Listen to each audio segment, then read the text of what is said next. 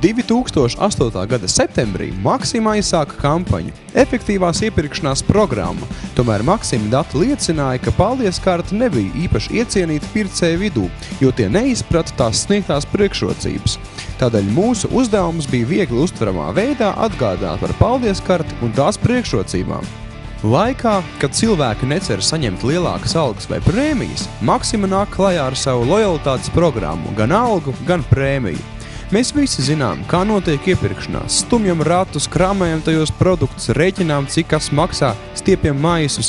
Tātad izmantojam intelektu un spēku. Vienkāršāk sakot, iepirkšanās ir darbs, par kuru jāsaņem atalgojums, un tāpēc ir paldies karte, ar kuru visi Maxima pircēji pelna katrā iepirkšanās reizē, respektīvi saņem gan algu, gan prēmiju. Kā mēdī tika izmantots internets, televīzija, radio un vide.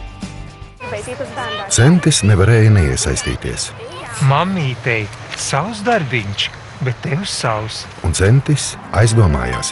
Bet iepirkšanās taču arī ir darbs, un par to ir jāsaņem atalgojums.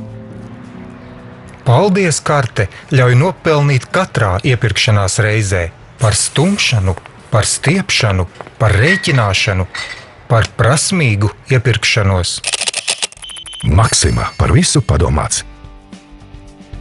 Vidējais izsniegto paldies karšu skaits mēnesī pieauga no 2,5 uz 10%, respektīvi 4 reizes.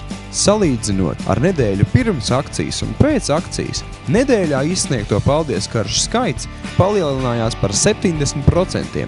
Šīs kampaņas laikā pircēju uzticība Maximai ievērojami uzlabojās. Kā rezultātā viņi bija gatavi ieteikt Maximu arī citiem, sasniedzot līdz šim augstāko rekomendēšanas rādītāju.